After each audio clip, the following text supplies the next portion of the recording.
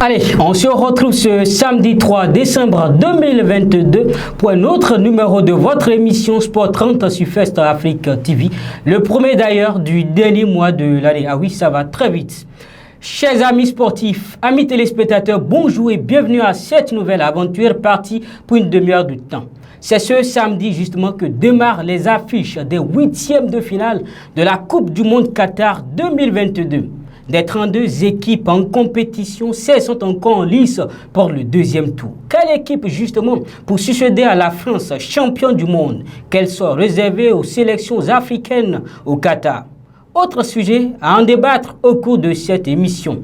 Il s'agit de la réélection du président de la Fédération béninoise de taekwondo, Dr Victorien Dossakou Bleno, à la tête de cette fédération donc.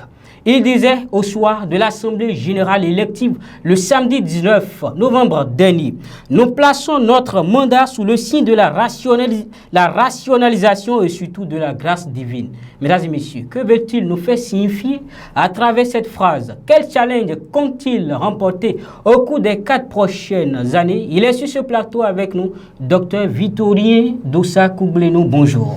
Bonjour, Séverin Adewale.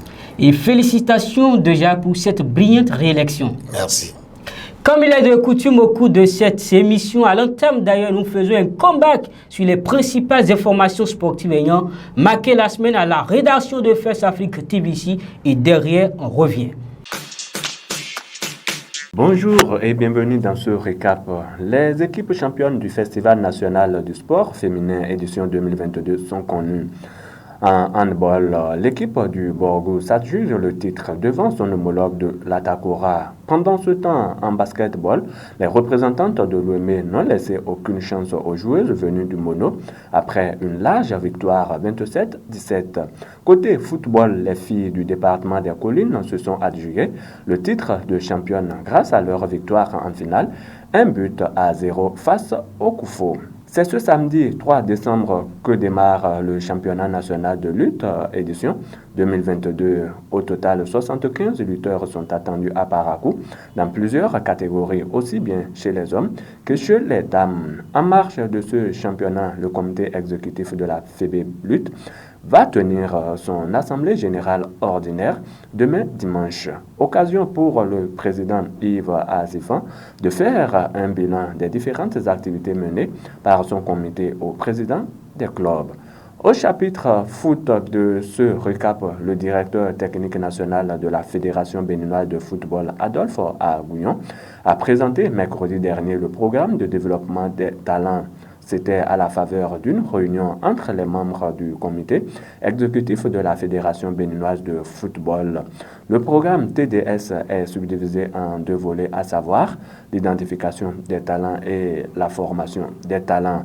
Le programme sera mis en œuvre à compter du 1er janvier 2023 au 31 décembre 2026, soit pour une durée de 3 ans. Durant toute cette période de mise en exécution, un entraîneur de talent de la FIFA va séjourner au Bénin. Le championnat national de football professionnel aborde ce week-end sa 6e journée. Dans le groupe C, AS Cotonou joue à Didia FC, à René Pleven, tandis que Aziza FC et Coton FC seront aux prises au campus d'Abomey-Calavi cet après-midi. Demain dimanche, Aspac et Requin se croisent à Tofor et Ofmas FC et AS Police vont en découdre à Cotonou 2. Actualité Coupe du Monde pour terminer ce récap. Après les matchs des phases de groupe, place au match coopérette. Les affiches des 8e de finale démarrent cet après-midi. À suivre la première rencontre, Pays-Bas, États-Unis, puis dans la soirée, l'Argentine, Australie. 2 rencontres à suivre également demain dimanche, France, Pologne, Angleterre, Sénégal. Fin de ce récap. Merci de votre attention. À bientôt. Retour sur ce plateau avec notre invité. Je le rappelle, il s'agit de Dr Victorien Dossakou Bleno, président de la Fédération béninoise de taekwondo. Merci pour l'honneur que vous nous faites déjà. C'est moi qui suis très heureux, très honoré de votre invitation. Tout le plaisir est pour nous. Alors, Président, votre première mandature est placée sous le signe de la refondation des fondamentaux, la gouvernance et les outils de la bonne gouvernance. Un mandat qui s'est achevé avec beaucoup de satisfaction, j'imagine, n'est-ce pas? Bien sûr, vous savez, lorsque nous prenions les rênes de la Fédération béninoise de taekwondo, eh bien, le chantier était immense. Il y avait beaucoup de choses à faire, tant au niveau organisationnel qu'au niveau technique. Il y avait également des questions liées à la mise en place des outils de gouvernance et surtout également une sorte de remise à niveau des athlètes et particulièrement de la réinstauration de l'ordre, de la hiérarchie dans notre discipline martiale et surtout faire en sorte que tous ceux qui sont des pratiquants puissent effectivement savoir que c'est un ordre organisé et que chaque garde correspond à un niveau spirituel, un niveau, disons, psychologique de comportement qu'on doit avoir dans la société. Après 4 années de gestion, les résultats sur le terrain militent fortement en votre faveur. Que peut-on retenir de façon générale des grands succès que vous avez à votre actif? Merci beaucoup. Vous savez, ce serait très prétentieux de ma part de parler de moi. C'est toute une équipe. Tout à fait. Une équipe que j'ai le privilège et le grand plaisir de coordonner, en réalité. Et avec votre leadership, d'ailleurs. Bon, écoutez, si vous le dites ça, je le reçois bien. Oui. En fait, il faut dire effectivement que le comité exécutif de la Fédération béninoise de taekwondo, qui a été mis en place très rapidement, a été sensibilisé à un autre programme de mandature. Le programme qui voudrait que nous puissions remettre à l'ordre du jour un certain nombre de pratiques, de techniques, de procédures. Et surtout, l'équipe était consciente de la nécessité qu'il fallait que chacun puisse convenablement jouer sa partition. Et à cet effet, vous vous rappelez, il n'aura échappé à personne. Lorsque nous avions pris les rênes de cette fédération, unanimement, nous avions retenu d'aller à une assemblée constitutive, comme on peut le dire, une sorte, bien entendu, d'états généraux. Et donc, c'était les états généraux du taekwondo béninois. Et ces états généraux ont permis d'aborder tous les différents aspects liés à la pratique de cet art martial. Et au sorti donc de ces états généraux, eh bien, le chantier était immense et très vaste parce qu'il fallait déjà commencer par la mise en place, bien entendu, d'un dojang, d'un siège pour notre fédération. Ensuite, il fallait évidemment avoir un dojang, avoir le manuel de procédure. Il fallait réorganiser la pratique telle qu'elle se faisait avant. Il fallait mettre en place des nouveaux dispositifs en place, et surtout les instances qui sont prévues par nos différents tests, à savoir les ligues régionales, remettre en place de nouveaux mécanismes qui puissent permettre d'avoir des pratiquants qui sont d'une certaine crème pour pouvoir effectivement compétir au niveau national. C'est ça qui fonde l'organisation des championnats, disons, régionaux, qui permettent déjà d'avoir les sélectionnés, à savoir les vainqueurs de ces compétitions ou de ces combats. Ce sont ces vainqueurs maintenant qui affrontent de nouveaux vainqueurs, et ça fait que c'est la danse des vainqueurs ou le rendez-vous des vainqueurs que nous organisons en championnat national. Ce qui, toute proportion gardée, a permis de relever le niveau technique de la pratique de notre art martial. Et ensuite de ça, vous aurez compris qu'on ne pratique pas un art martial sans disposer des outils techniques. Tout à fait. Et c'est ce qui a fondé la mise en place du manuel de procédure technique et un document très important qui a suivi, qui est le document qui est le guide de pratique de cet art martial au Bénin. Ce guide a permis d'aborder toutes les différentes variantes et les strates de pratique de l'art martial avec une sorte de responsabilisation des acteurs. Mais vous n'auriez pas pu évoluer vers l'atteinte de vos objectifs si, évidemment, vous ne mettiez pas au cœur l'homme. Et pour ça, il fallait effectivement procéder à la formation des formateurs, les coachs également, les encadreurs. Et donc, cela nous a permis de faire en sorte que ces différents acteurs puissent désormais se familiariser avec les nouvelles pratiques, les nouvelles règles, les nouvelles normes qui régissent la pratique du taekwondo au plan international. évidemment, il y a un vaste chantier qui était également à l'ordre du jour, c'était de doter notre fédération, bien entendu, d'équipements, de matériel. Et pour la petite histoire, dans l'histoire notre fédération, on n'a jamais doté les ligues régionales de matériel approprié de pratique de cet art martial. Et cela, nous l'avions fait. Et ceci n'a été possible que grâce à la mobilisation des acteurs, des membres du comité exécutif qui n'ont de cesse de se sacrifier pour que nous puissions remettre le taekwondo sur l'orbite.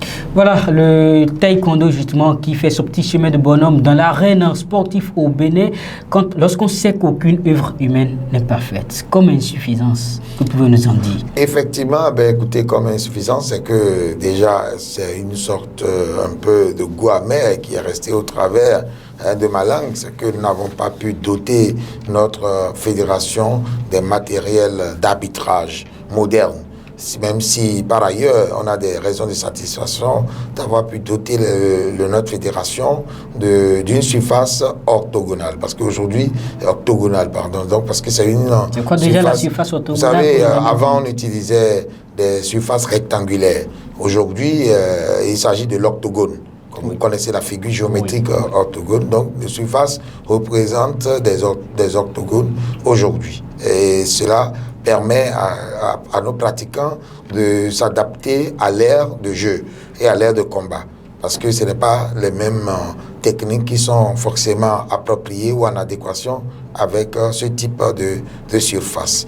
De la même manière, vous avez effectivement comme faiblesse, que nous n'avons pas pu engranger des médailles au niveau international, comme par exemple à Paris, où nous avons envoyé des athlètes. Et cela, bien sûr, constitue un vaste chantier sur lequel désormais nous envisageons de pouvoir nous mettre.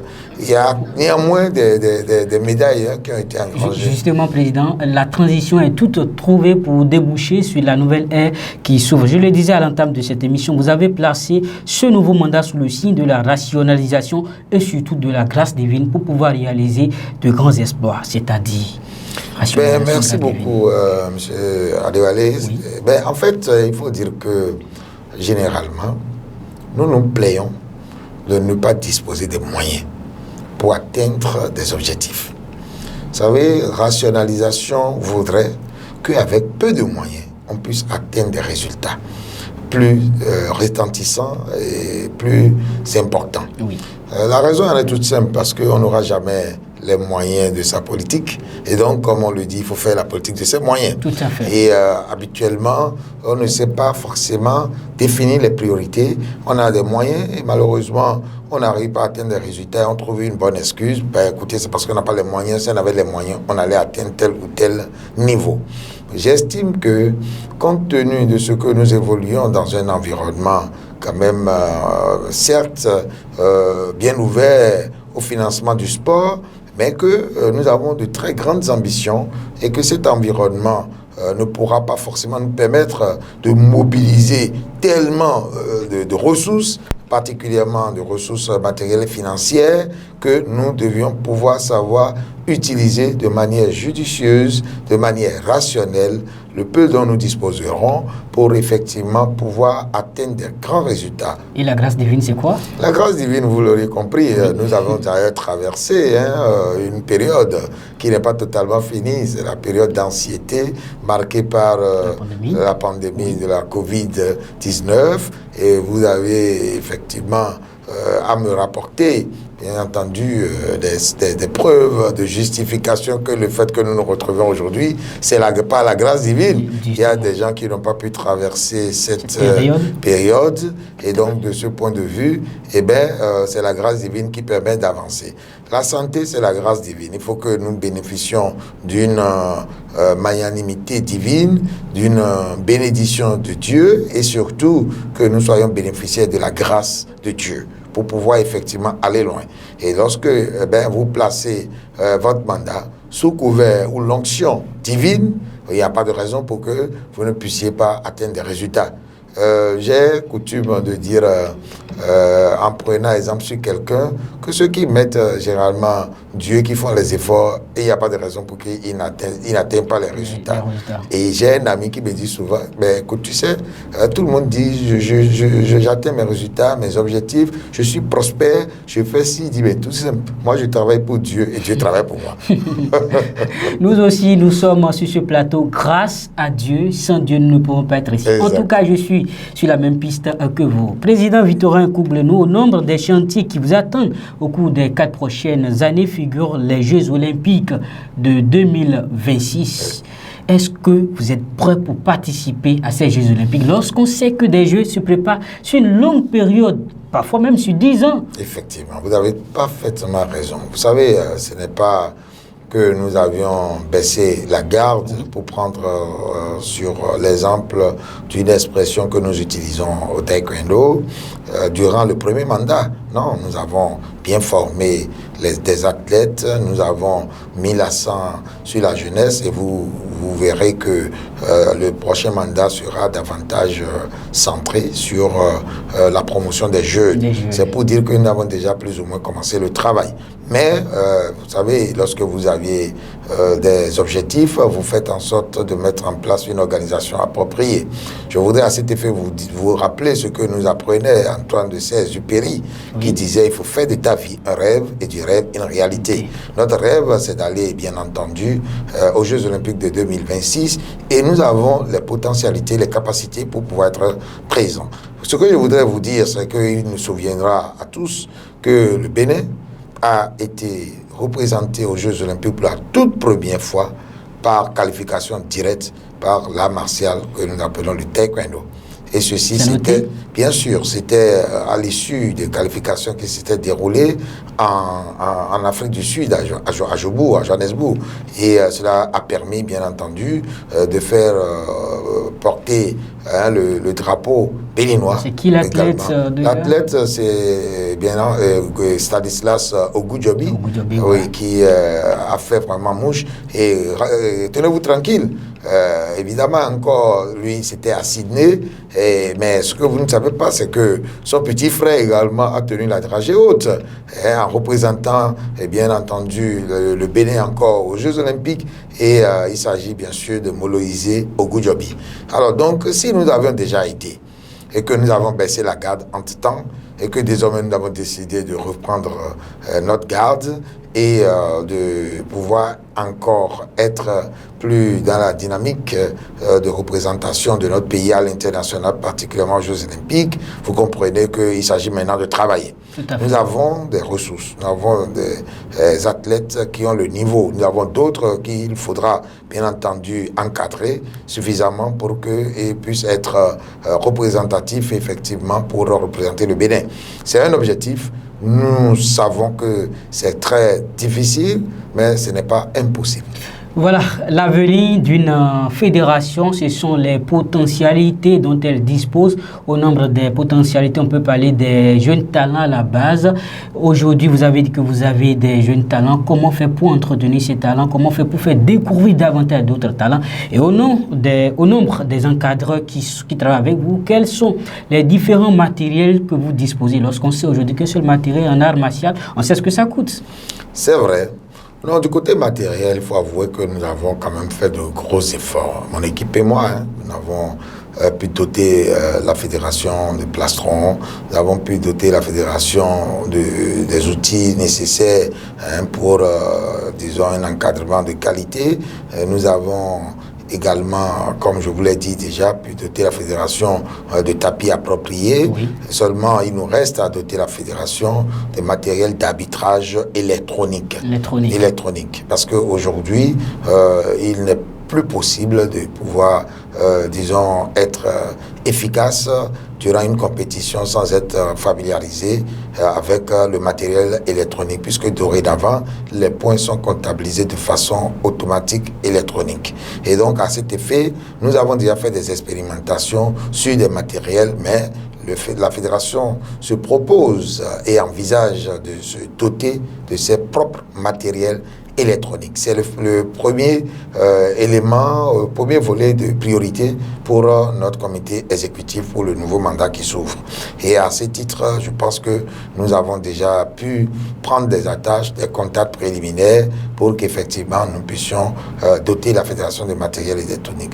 Le second aspect, c'est de renforcer toujours les formations. Oui. Et à cet effet, très important. Effectivement, nous avons quand même aujourd'hui quelques athlètes sur lesquels nous avons les yeux et qui arrivent à assimiler très rapidement les différentes évolutions ou les normes actuelles de pratique de l'art martial, les techniques modernes, et ces athlètes méritent d'être suffisamment encadrés et pouvoir, bien entendu, être des représentants dignes lorsque les occasions se présenteraient.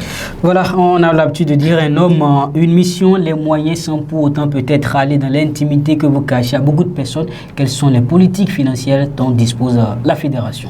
Ben, vous m'avez posé tout à l'heure une question qui se rapporte à... Non, je vais parler surtout des faiblesses de la fédération. Vous savez, un des points importants de faiblesse, c'est notre commission marketing qui, effectivement, n'a pas montré beaucoup de dynamisme pour mobiliser les ressources suffisantes. C'est vrai, nous avons eu des sponsors, nous avons eu des partenaires qui nous ont accompagnés, mais ce n'est pas ça. Lorsque vous voulez faire de votre art martial un art martial de référence, cela demande suffisamment de moyens. Oui. Et les moyens, ce n'est pas l'État ni le gouvernement qui peut doter, bien entendu, une fédération de moyens. C'est d'abord la capacité d'organisation et de mobilisation des ressources à l'interne, d'abord. Je pense qu'à ce niveau, nous avons fait beaucoup d'efforts avec la mise en place des passeports sportifs, avec la mise en place des licences, et avec une sorte d'organisation, disons, d'identification des sources qui peuvent nous permettre d'engranger des ressources. Mais il faut aussi dire que les parents qui généralement supportent les frais induits par la pratique de cet art martial ne doivent pas supporter au-delà de certains seuils donnés. Parce que ça ne doit pas peser lourd sur les parents. Donc, à ce titre, nous avons donc mis en branle quelques relations dont nous disposons et qui n'ont pas manqué de nous accompagner sur nos différentes activités. Vous savez, aujourd'hui, il s'agira pour nous de convaincre. Oui. Convaincre certaines institutions, de convaincre certaines structures, de convaincre certaines sociétés de la nécessité de pouvoir établir des partenariats avec nous dans une perspective de marketing et de visibilité de ces différentes structures. C'est ce qui se fait ailleurs et qui permet d'aller plus loin. Et en dehors de cela, nous devons également savoir compter sur notre capacité à pouvoir mobiliser ces différents acteurs autour de certains objectifs qui puissent leur permettre d'avoir un intérêt de financement des activités du taekwondo qui malheureusement n'est pas forcément trop connu dans notre pays. Même si, sans fausse modestie, oui. Ça garde quand même la ligne sur les arts martiaux, puisque c'est l'art martial qui, disons, a permis à beaucoup de pouvoir comprendre les intérêts, disons, la portée de la pratique de l'art martial et surtout de savoir que le Bénin a été représenté à l'international et dignement représenté. Voilà, vous parlez de la conviction, de l'estime. Je crois que vous méritez celle venant des instances sportives nationales. Je veux nommer le ministère du CNSBN. On a vu les propos très élogieux du secrétaire général du CNSBN, Fernando Ressou, et du représentant du ministre, je vais nommer Bonaventure Kofi Kodia, le 19 novembre dernier. Qu'en est-il des instances internationales? Vous m'auriez permis, avant de répondre à votre question sur ce qui concerne les instances internationales, de pouvoir dire que, et rendre hommage au gouvernement qui accompagne aujourd'hui les fédérations et qui investit énormément dans le secteur du sport. Oui. Et vraiment, c'est à l'actif du gouvernement. Vous m'aurez permis également de remercier le président Minavoa, le président du CNOSBEN, oui. ainsi que son secrétaire général, qui nous accompagnent, qui ont, disons, été convaincus de la nécessité de nous apporter, au même titre qu'ils le font pour d'autres fédérations, de nous apporter un peu de souffle dans, disons, la dotation de notre fédération en matériel. Maintenant, par rapport à votre question au niveau international, je pense que très modestement et avec beaucoup de sincérité, je peux dire que notre premier mandat a été consacré à remettre les fondamentaux en place et à relancer l'art martial. Ce qui a fait qu'un des points faibles, c'est de n'avoir pas pu être présent au niveau des instances régionales et internationales. Pour autant, nous sommes pour parler en contact permanent avec les autres présidents de nos diverses fédérations régionales. Oui. Et d'ailleurs, pour la petite histoire, vous savez, c'est une fédération sœur qui nous passe par moment les matériels électroniques d'arbitrage. C'est la fédération togolaise de taekwondo, avec laquelle j'ai été contacté la dernière fois dans le cadre des félicitations qu'il m'a surtout apporté par le président Idé, que je salue au passage, qui fait beaucoup de choses merveilleuses au niveau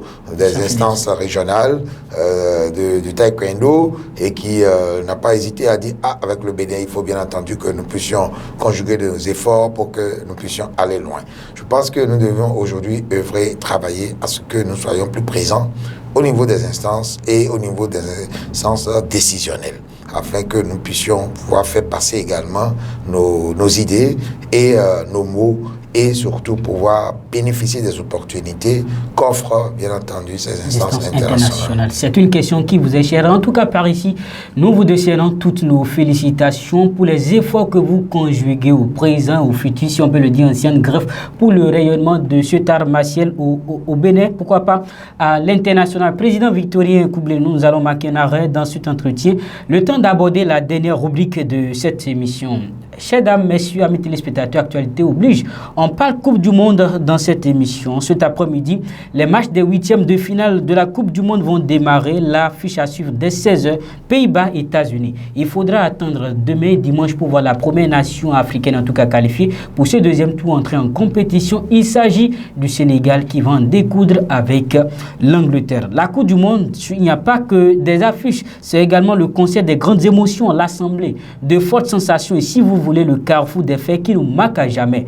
Peut-être trop tôt d'en parler, mais bien vrai que cela puisse paraître prétentieux. Après 16 rencontres disputées, quel match vous a-t-il marqué autrement? Quel but vous avez aimé le plus et quoi d'autre? Nous avons posé la question à nos amis internautes à travers la rubrique Face à la cam. Ils se sont exprimés. On suit et on revient derrière. Au niveau du Cameroun, ce qui nous comptons beaucoup, et le renvoi du gardien Onana, qui est un gardien pas des moindres dans le monde, qui a été renvoyé à cause de l'ego des dirigeants de la FECAFOOT, c'est-à-dire la Fédération camerounaise de football. Ce qui peut être réglé. Quand on livre son enfant à la population, c'est dangereux. Une maison qui se lève contre elle-même, c'est une maison qui tend à être détruite. Donc, jusqu'à avoir écrit une lettre à l'Italie que c'est à cause de son club dont il a quitté, c'est à cause de son indiscipline qu'il a été renvoyé. C'est un peu méchant. Il y a des chiffres par rapport à côté de l'arbitrage que moi, je n'ai pas aimé. Surtout, je n'ai pas aimé parce que la match de Ghana et Portugal, le penalty que l'arbitre a sifflé contre le Ghana, vraiment, moi, ça ne m'arrange pas du tout. Non, selon l'organisation a été bonne. Parce que les terrains sont organisés. Et il y a les hôtels aussi qui sont bien organisés. Et il n'y a pas un problème, supposons que, comme concernant des années passées, quand les joueurs ont des problèmes, comme l'année de Covid-19, donc cette année, on remercie Dieu. Donc la Coupe du Monde a été bien débutée. Et Inch'Allah, ça va finir bien aussi. Ce qui m'a plus marqué, c'était le match d'Argentine, de Messi face à la Pologne. Bon, moi, je voulais que la Pologne soit le premier du groupe, mais du groupe C. Mais malheureusement, hier, il s'est fait que l'Argentine a gagné face à la Pologne 2-0. Et bon, je dirais que bon, tout s'est bien passé quand même. et que la Pologne soit deuxième du groupe. Bon. Voilà, très intéressant. Président Victorien Koublenou, je sais que vous vous intéressez également au foot. J'aimerais vous demander la même chose jusque-là. Qu'est-ce qui vous a marqué au cours de cette Coupe Effectivement, je m'intéresse au foot puisque j'ai été un ancien footballeur également. Oui, vous savez, j'ai beaucoup aimé la capacité de résilience et surtout le mental des Ghanéens au cours de la semaine écoulée durant leur match contre la Corée du Sud. Vous savez, mener 2-0, 2-0 et se laisser remonter à l'intervalle d'une dizaine de minutes. Les deux buts, c'est pas facile et arriver encore à surmonter la pente avec un troisième but à la clé. Écoutez, j'ai été vraiment, c'était un très beau match, un match très palpitant, un match dont nous rêvons de regarder et je crois qu'in fine, eh ben, les fruits ont tenu la promesse des fleurs. Voilà, la Coupe du Monde, ça va se dérouler jusqu'au sprint final, je le disais. Quelle sélection pour succéder à la France championne du monde en 2018, ça s'est passé en Russie. Retour en tout cas sur ce plateau, on ferme la parenthèse foot pour reparler taekwondo. Président Victorien, votre plus grand rêve à la tête de cette fédération, c'est quoi déjà? Mon plus grand rêve à la tête de cette fédération, je vous le cache pas. C'est un peu embarrassant la question. Non, pas du tout. Au contraire, c'est une très belle question qui m'amène à dire un peu ce que je caresse au quotidien. C'est de faire en sorte que nous puissions revenir à la place qui était la nôtre auparavant, parce que lorsque avant on parlait du taekwondo dans la sous-région, tous les pays nous respectaient. Lorsqu'on parlait du championnat ouest-africain du taekwondo qu'on appelait Quat, eh bien, vous savez, tous les pays nous respectaient et avaient peur de venir, bien entendu, nous affronter. Venir à la place, mais encore plus loin. Mon rêve, ce n'est pas de venir juste au niveau où on était, mais c'est de dépasser ce niveau, de sorte que dorénavant, lorsque nous parlons du sport dans notre pays et que nous laissons de côté le sport de grande masse qu'est le football, et bien que nous puissions effectivement après en deuxième position parler du taekwondo et que nous puissions permettre à notre pays de pouvoir être mieux représenté par le taekwondo à l'international. Être mieux représenté pour moi, c'est d'abord de participer aux compétitions internationales et de monter sur les podiums et de faire hisser le drapeau du Bénin dans ces instances pour davantage faire révéler le Bénin au travers du sport, particulièrement du taekwondo béninois. En tout cas, on peut le dire sans se tromper, l'art martial au Bénin aujourd'hui a de beaux jours devant lui. Président, malheureusement, le temps est parti pour cette émission tire à sa fin. Je vais profiter pour demander votre conclusion. Ça va très vite. Oui, bien sûr, Séverin Adéwalé, c'est une émission qui est passée sans que je ne puisse me rendre compte que nous avons déjà égrené, épuisé le temps qui nous est imparti en termes de conclusion. Eh bien, vous m'aurez permis de vous réitérer mes remerciements, de m'avoir invité sur votre plateau et surtout de faire un clin d'œil à tous les téléspectateurs qui sont câblés sur votre télévision en ligne et de savoir que vous faites de grandes choses et qu'on puisse vous accompagner dans cet élan et faire en sorte que vous puissiez aussi nous produire davantage de numéros de football, tels que, de sport, tels que vous avez su brillamment faire ce soir et ce matin. Merci beaucoup, cher Président. Tout le plaisir est pour nous. D'ailleurs, c'est nous qui vous remercions pour l'honneur que vous nous faites en répondant à notre invitation. J'espère que nous allons nous retrouver très prochainement et pour partager ensemble plusieurs espoirs que vont réussir à engranger vos athlètes présidents. Ce sera mon grand plaisir. Voilà, je rappelle qu'il s'agissait du président Victorien Dossa Koublenou, président de la Fédération béninoise de taekwondo, réélu le 19 samedi dernier à l'unanimité générale, 24 voix sur 24 délégués. C'est très intéressant. Merci à vous également, amis téléspectateurs, pour avoir partagé ce plateau avec nous. Nous vous en savons gré, soyez-en sûrs. On se retrouve samedi prochain, plaisir à Dieu, et que vivent les sélections africaines au Qatar. À très vite.